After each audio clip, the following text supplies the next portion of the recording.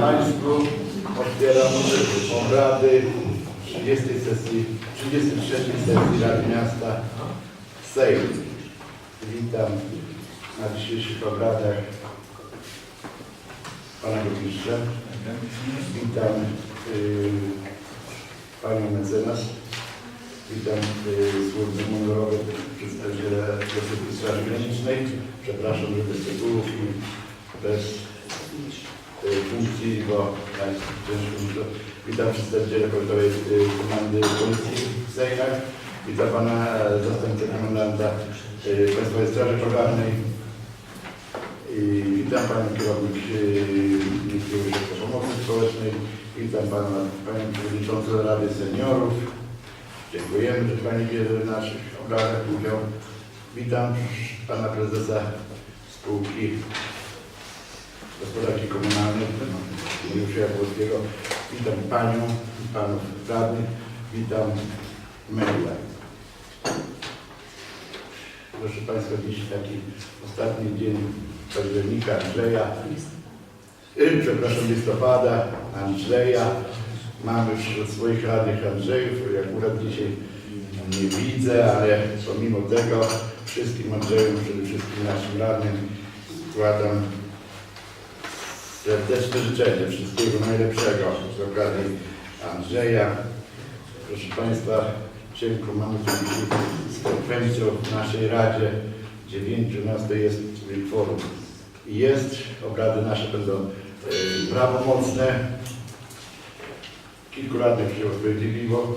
Nieobecny jest m.in. nasz radny Arkadiusz Dzikowski, któremu los sprawił, że zmarła mama i tu trzeba powiedzieć, Rada chce złożyć kondolencje, wyrazy współczucia dla naszego radnego i tylko przypomnę, informuję, że po obradach sesji chcemy pójść do domu pogrzebowego.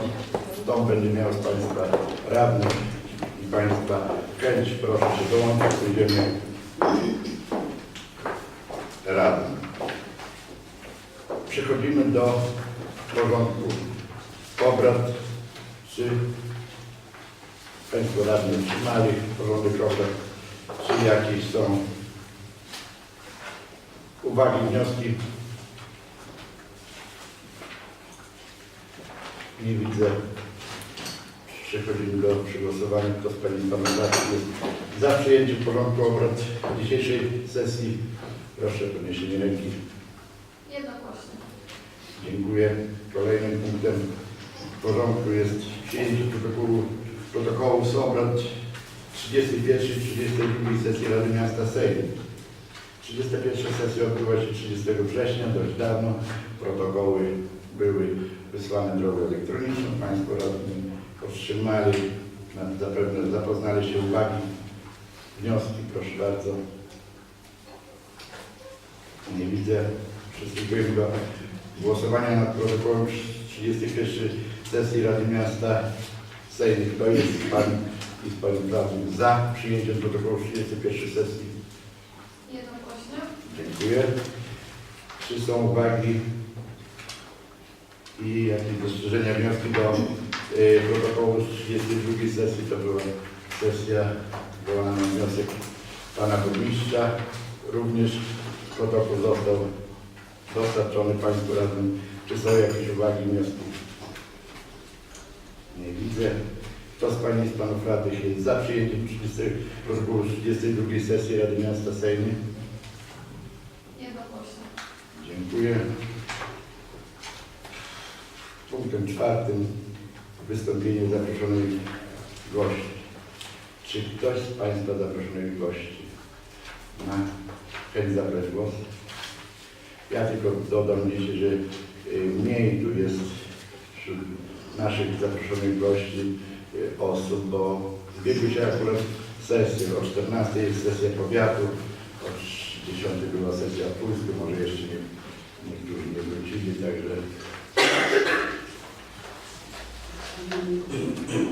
Ale jak? Proszę. Zostało proszone, otrzymałam pismo od pani dyrektor Anny Nemetkiewicz upoważniające mnie do przeczytania skierowanego do pana burmistrza burmistrza i Rady Miasta pisma. Ja zaraz Pani Bożena, minutkę. Pani Bożena, proszę przysłowią przeczytanie moim imieniu pisma skierowanego do burmistrza i Rady Miasta Sejny na sesji w dniu 30 kwietnia Pani Anna Namkiewicz. Takie pełnomocnictwo złożyła? Tak. Proszę, proszę bardzo. Nie w sprawach różnych, bo jako gość to by wystąpiła, ponieważ nie może, więc jak Jest pełnomocnictwo, proszę uprzejmie Pani. Panie Burmistrzu, Szanowni Państwo Radni, minęło już kilka tygodni od otrzymania przeze mnie zarządzenia Burmistrza Miasta Sejny nr 96/16 z dnia 12 października 2016 roku w sprawie zawieszenia mnie w pełnieniu obowiązków dyrektora Miejskiej Biblioteki Publicznej w Sejmie. Musiało minąć tyle czasu, abym się pozbierała i uświadomiła, co zaszło i jak jest to mocno bolące i krzywdzące po nienagannym przepracowaniu ponad 40 lat w bibliotekarstwie. W tym od 2010 roku jako dyrektor. Przez okres swojej pracy zawodowej byłam wielokrotnie nagradzana i wyróżniana za pracę na rzecz rozwoju i zaspokajania potrzeb czytelniczych i informacyjnych mieszkańców miasta i powiatu sejmińskiego. Efekty mojej pracy zauważone zostały przez ludzi i instytucje z zewnątrz. Tylko Pan Burmistrz jakoś nie potrafił, czy nie chciał ich dostrzegać. W czasie jego obecnej kadencji odebrałam w Książnicy Podlaskiej w Białymstoku Nagrodę Srebrnej Róży, która przyznawana jest osobom i instytucjom zasłużonym na rzecz bibliotekarstwa. Pełniąc funkcję dyrektora posiadałam odpowiednie kompetencje i zdobywane przez wiele lat doświadczenie zawodowe. Uznawałam zasadę, że dobry szef to dobry człowiek, a władza nie służy do straszenia i narzucania swego zdania. Dzięki umiejętności pracy z ludźmi, rozumienia ich problemów, dostrzegania talentów, pracowitości, sprawiedliwemu traktowaniu i szanowaniu, praca całego zespołu biblioteki była dobrze zorganizowana. We własnym zakresie napisaliśmy wnioski i otrzymaliśmy pieniądze z zewnątrz. Ze środków Instytutu Książki zrealizowaliśmy zadanie w ramach programu Infrastruktura Bibliotek, wymiana sieci elektrycznej i zakup wyposażenia dla Miejskiej Biblioteki Publicznej w Sejnach. Oraz w ramach Narodowego Programu Rozwoju Czytelnictwa zadanie Kraszewskie komputery dla bibliotek. Dzięki temu pracowaliśmy i obsługiwaliśmy naszych czytelników i gości w wyremontowanych, bezpiecznych, estetycznych pomieszczeniach. Pracownicy i czytelnicy korzystali z nowego sprzętu komputerowego. Nakładem mojej ponad dwuletniej ciężkiej, systematycznej i mozolnej pracy wdrożyliśmy elektroniczny, zintegrowany system biblioteczny Instytutu Książki Mac+. Panu burmistrzowi nie miało to wszystko najmniejszego znaczenia. Zarządzenie nr 96/16 burmistrza miasta Sejny z dnia 12 października 2016 roku w sprawie zawieszenia mnie w pełnieniu obowiązków dyrektora Miejskiej Biblioteki Publicznej w Sejnach wydane zostało na podstawie artykułu 33 ust. 5 ustawy z dnia 8 marca 1990 roku o samorządzie gminnym. Panie burmistrzu, złamał Pan prawo, świadomie czy z niewiedzy. Do dyrektorów instytucji kultury, a taką jest Miejska Biblioteka Publiczna Sejny, nie można stosować przepisów ustawy o samorządzie gminnym mówiących o tym, że kierownik urzędu, a więc burmistrz, wykonuje uprawnienia zwierzchnika służbowego w stosunku do pracowników urzędu oraz kierowników gminnych jednostek organizacyjnych. Zgodnie z orzecznictwem Naczelnego Sądu Administracyjnego regulacje zawarte w ustawie o organizowaniu i prowadzeniu działalności kulturalnej mają charakter kompletny i wyczerpujący. Oznacza to, że przepisy innych ustaw należy stosować w stosunku do instytucji kultury jedynie w zakresie, w jakim ustawa o organizowaniu i prowadzeniu działalności kulturalnej do nich odsyła, a jej przepisów nie można uzupełniać treścią przepisów innych ustaw w sposób, który ograniczałby samodzielność instytucji kultury. W uzasadnieniu swego bezprawnego zarządzenia Pan burmistrz stwierdził, że utracił zaufanie do mnie. W jego ocenie, jako dyrektor Miejskiej Biblioteki Publicznej w Sejnach, odmawiając wykonania polecenia służbowego w dniu 5 października 2016 roku, podjąłem działania nielicujące z zasadami rzetelności i uczciwości zawodowej oraz zakłócające czynności burmistrza miasta Sejny oraz Rady Miasta Sejny. Ponadto burmistrz stwierdził, że nie może ufać dyrektor Miejskiej Biblioteki Publicznej Sejny jako rzetelnemu pracownikowi, ponieważ nie daje ona rękojmi działania dla dobra instytucji kultury i jej pracowników oraz miasta Sejny. A przy tym rękojmi współpracy z burmistrzem. Zdaniem burmistrza to uchybienia tak poważne, że nie weczą zaufanie do mnie jako pracownika, a więc reakcja burmistrza nie może być łagodniejsze niż odsunięcie od pełnienia obowiązków z zachowaniem prawa do wynagrodzenia, by uniknąć negatywnych działań z mojej strony, które narażają interes i plany miasta Sejmu. Panie burmistrzu, publicznie oświadcza Pan, że przekroczył swoje uprawnienia bez względu na to, jak kontrowersyjnie to zabrzmi. Burmistrz miasta Sejmu nie jest zwierzchnikiem służbowym dyrektora instytucji kultury i nie ma możliwości wydawania poleceń służbowych, a więc ich niewykonywanie nie może być przesłanką do odwołania czy zawieszenia dyrektora. Kompetencje burmistrza w stosunku do dyrektora określa ustawa o organizowaniu i prowadzeniu działalności kulturalnej. Zgodnie z artykułem 15 ustawy organizator instytucji, czyli szef samorządu, powołuje i odwołuje dyrektora. Nawiązuje z nim stosunek pracy. Do innych czynności, a w szczególności wydawania poleceń służbowych, burmistrz nie ma uprawnień. W sferze zarządzania dyrektor dysponuje pełną sferą autonomii, w ramach której może samodzielnie podejmować decyzje, a w szczególności związane z operacyjnym kierowaniem powierzoną mu instytucją. Burmistrzowi nic do tego. Przez okres 2 lat kadencji pan burmistrz nadużywał swoich kompetencji organizatora wobec instytucji kultury. Godził zagwarantowaną prawem niezależność i autonomię dyrektora biblioteki. W dyscyplinarnym konsekwencjami finansowymi, które ponosić będę groził zwolnieniem dyscyplinarnym, konsekwencjami finansowymi, które ponosić będę na emeryturze. Ubliżał tym mojej godności i naruszał dobra osobiste. Grzecznościowe powinności mężczyzny wobec kobiety w pańskim wykonaniu to jedna wielka porażka. Czy robienie przykrości, poniżanie mnie sprawiało panu przyjemność, dawało poczucie wielkości i ważności? W sytuacji poprawnej współpracy nie chciałam kruszyć kopii i wykonywałam kuriozalne czasem zalecenia burmistrza. Niestety nie mogłam uczynić tego w przypadku, kiedy pan burmistrz w Urzędzie Miasta w dniu 22 września bieżącego roku kazał mi wypowiedzieć umowę dzierżawy budynku, w którym mieści się biblioteka. Korespondencję w tej sprawie załączam do niniejszego pisma. W takiej sytuacji to ja jako dyrektor placówki ponoszę wszelką odpowiedzialność za powstałe szkody, a nie burmistrz. Polecenie w tej sprawie nie wydane zostało na piśmie, a znając życie i człowieka o cechach egotyzmu atrybucyjnego, to w przypadku niepowodzenia wszelka odpowiedzialność scedowana byłaby na moją osobę. Prośba o pisemne wyznaczenie terminu wypowiedzenia spowodowała tak nieuprawniony atak na moją osobę. Jakim trzeba być człowiekiem, aby użyć takich stwierdzeń do kogoś, kto przepracował więcej lat niż pan żyje na tym świecie? Wiedząc, że z końcem grudnia odchodzę na emeryturę, nigdy nie dałam żadnego sygnału, że jestem w kontrze do obecnego burmistrza. Czyżby takie zachowanie burmistrza miało być potraktowane praktykowane w stosunku do wszystkich osób odchodzących na emeryturę, jako podziękowanie za wieloletnią pracę? Czego wymagać od osoby, która z wielką niechęcią podchodzi do pracowników z długoletnim stażem, którzy pracowali za czasów jego poprzednika? Doświadczeni ludzie, znając przepisy i prawo, mogą być wielką przeszkodą do kreowania własnego prawa i PR-owskich zagrywek.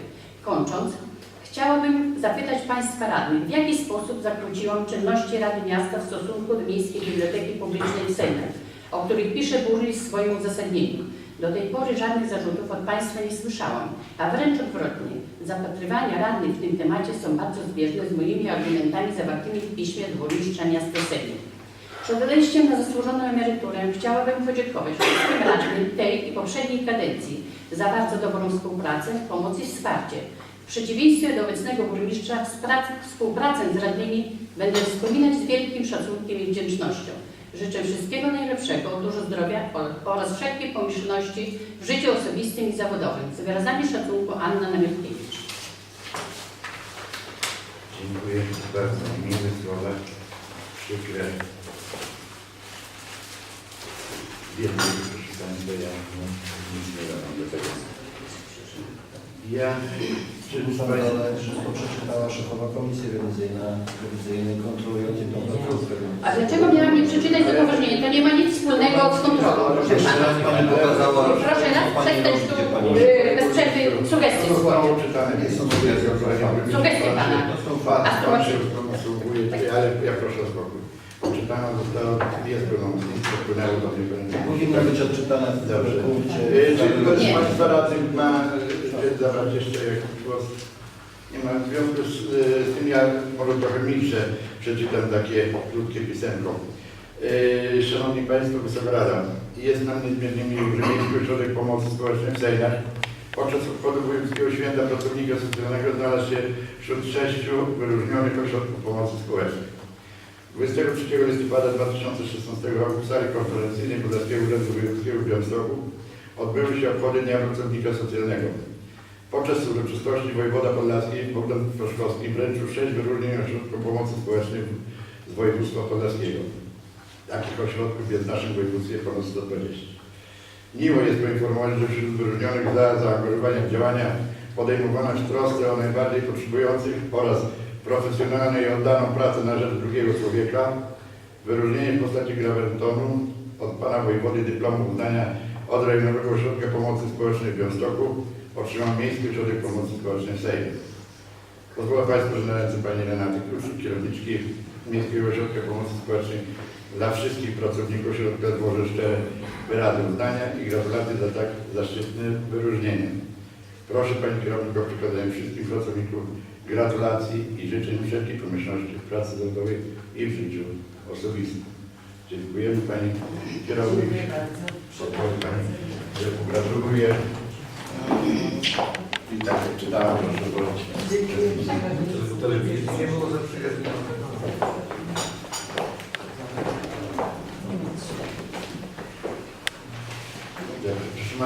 Nie ma więcej głosów.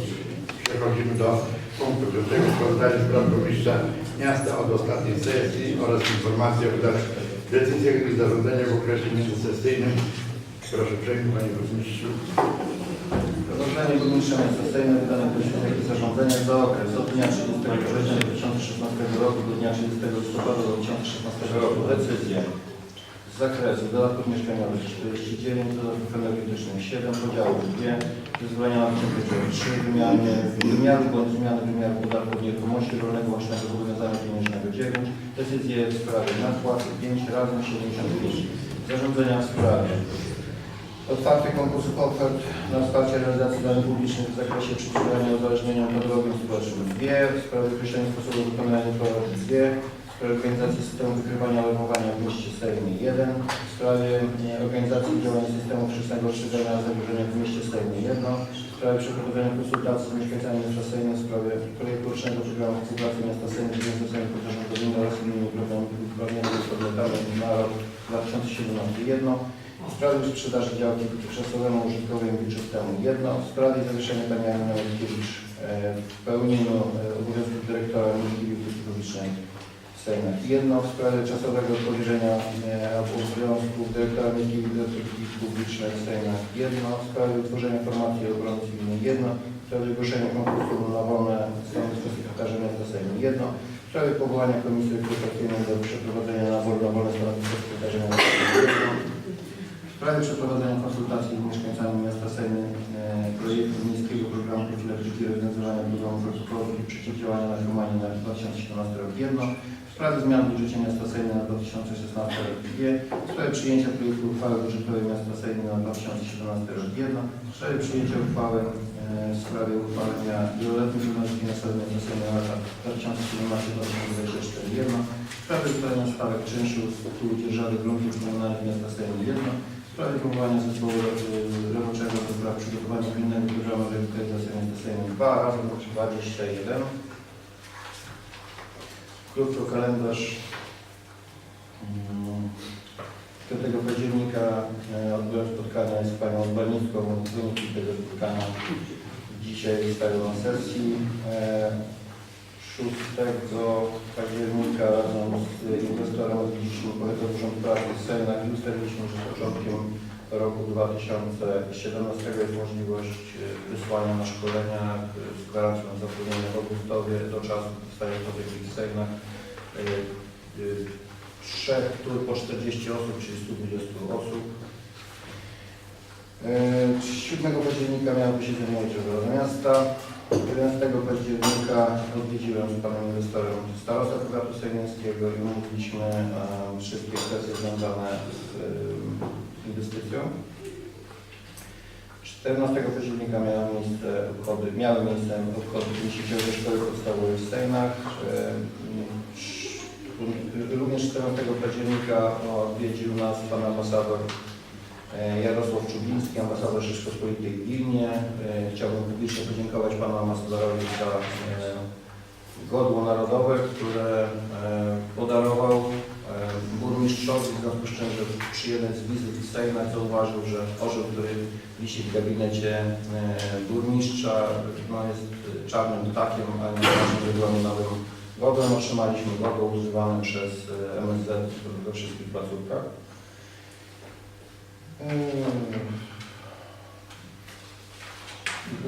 20 października uczestniczyłem w pasowaniu przedszkolaków w nowym przedszkolu prywatnym. 21 października podpisaliśmy umowę na modernizację oświetlenia w pierwszej części. 27 października odbyłem spotkanie z panem dyrektorem Baryckim, dyrektorem Departamentu Poręczeń i Gwarancji w Ministerstwie Finansów.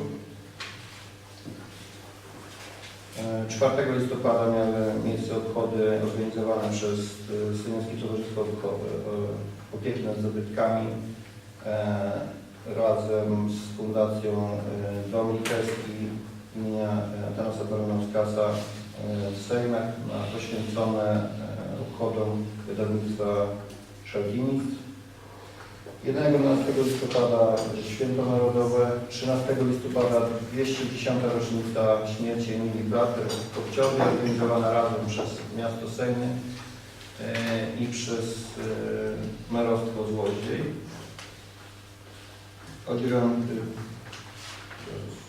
14 listopada odwiedziłem PGS w związku z koniecznością wyjaśnienia różnic zdań dotyczących modernizacji naszego oświetlenia. O 14:30 tego miała miejsce odprawa w komendzie policji poświęcona pożegnaniu zastępcy komendanta.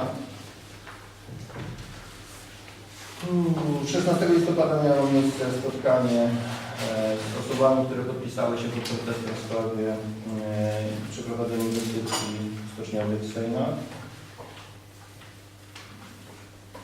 21 listopada podpisaliśmy umowę w związku z projektem rewitalizacji miasta. 23 listopada odbyła się Rada Przedsiębiorstwa Gospodarki Komunalnej, a później Ogólnopolski Dzień Seniora o godzinie 17.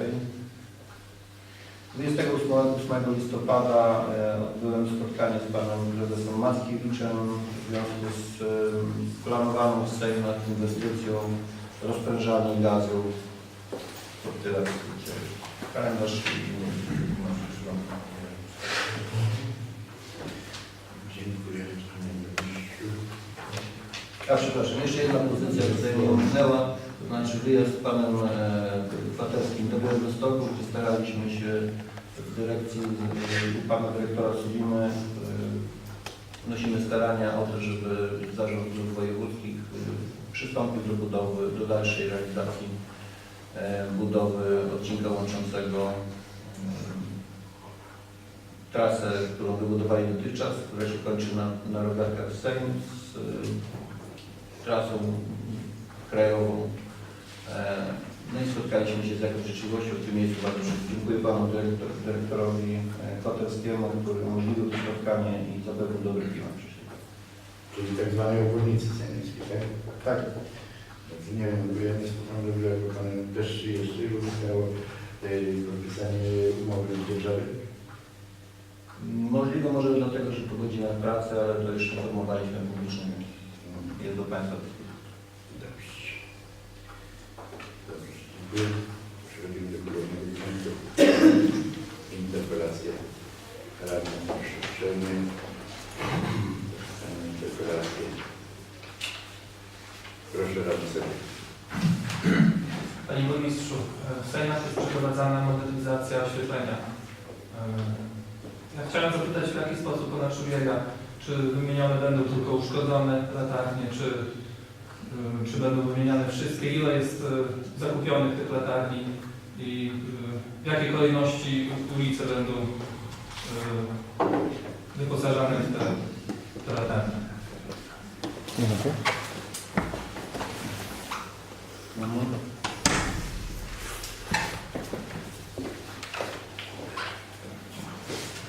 Dziękuję. Jeżeli ono wszystko prawda, Przepraszam najmocniej, ale jesteśmy w punkcie Pan Jerzy interpelację w żaden sposób nie mogę znać. radnych. Proszę uprzejmie. Czy ktoś jeszcze proszę radnych? Ja mam takie pytanie dotyczące biblioteki. Jak wygląda sytuacja połączenia miejskiej biblioteki z powiatową? Bo tutaj co koleżanka przeczytała, że pani Nowickiewicz, dyrektor, dostała polecenie do 31 stycznia 2017 roku wypowiedzieć umowę. I jak wygląda ta sytuacja? Czy te jednostki zostaną połączone i przeniesione w jedno miejsce z dniem 31 stycznia 2017 roku? Bo myślę, że takie były zamierzenia. No właśnie, czy pytanie trochę bezcelowe, z uwagi na to, że Pan sam głosował na uchwałę, ale Pani po połączeniu z marcem. To jest interpelacja, tak? Tak, to jest interpelacja. Odpowiedź Pana. Dobrze. Dziękuję. Proszę radny. Ja mam zapytanie do Pana Burmistrza w formie interpelacji. Czy istnieje możliwość przebudowy przejścia na ulicy Piłsudskiego? Chodzi o to, żeby to przejście było bardziej oświetlone i bardziej widoczne dla kierowców i dla pieszych. Które przejdzie? Przejście się znajduje między, powiem tak, sklepem Józefa Zubowicza, a tam gdzie jest pietrówka Mirka Lotnictwa. To na Zawadzkiego. Konarskiego. Konarskiego.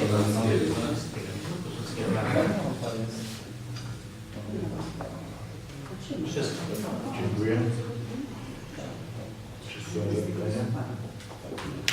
Proszę radny. Ja chciałbym zapytać Pana Burmistrza, jakie przeszkody prawne uniemożliwiają podpisanie umowy z specjalną strefą ekonomiczną?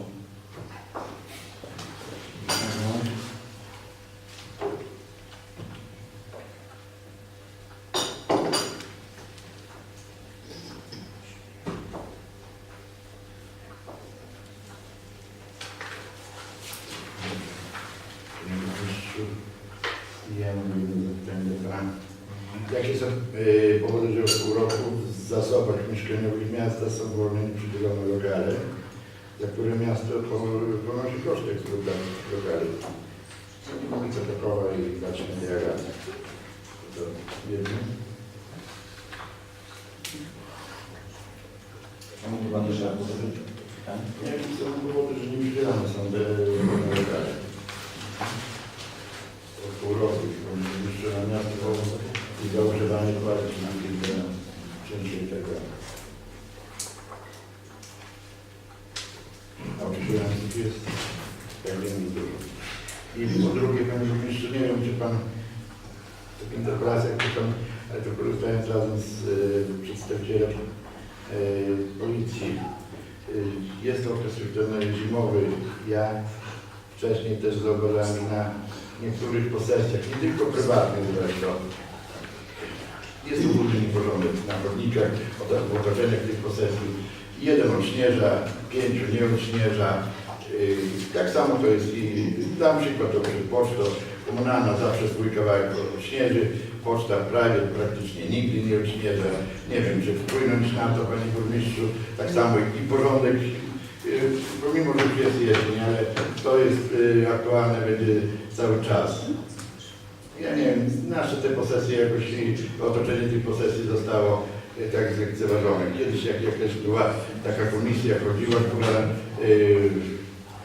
tam upominała tych właścicieli tych posesji, to jakoś inaczej to wyglądało. Czyż będzie pytanie?